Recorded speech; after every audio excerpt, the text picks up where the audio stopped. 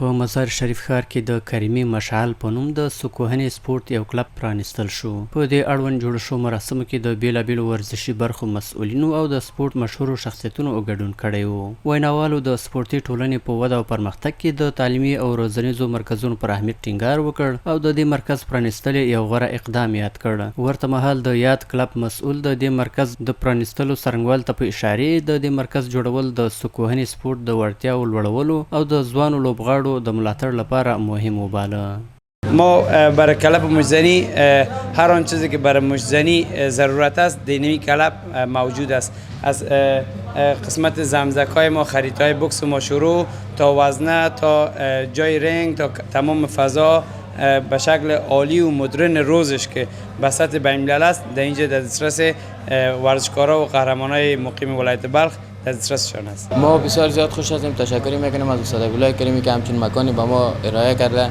دیگه اوج سابق هم که بود جای ما اندک خردتر بود، اما حال اینجا که از جای آزاد داره دیگه مکان زیاد از بین شهر است، دیگه در جوان خیلی خوب. کلپایی که افتتاح میشه فایدهش بسیار زیاد است، به خاطر اینکه میتونه از دخانیات و چیزا دور باشه، اینجا تمرین کنه، صحتمند باشه، به خاطر خیلی رول بیشتر داره. په ورته وخت کې د بلخ ولایت د سپورت ریاست مسؤلینو د دې مرکز له جوړولو او فعالیت څخه ملاتړ کړی او د سکوهنې لوبې د ودې په برخه کې د دوامدار همکارۍ ډاډ ورکړی دی.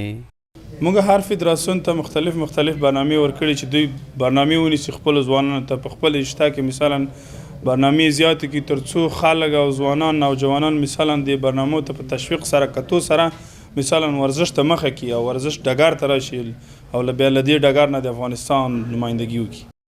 په پای کې هغه ورزشکاران چې د بلخ ولایت د سکوهنې په وروستیو سیالیو کې لومړی او دویم مقام ګټلی و د دغه کلب د مشر لخوا ورته مډالونه او ډالۍ ورکړل شوې.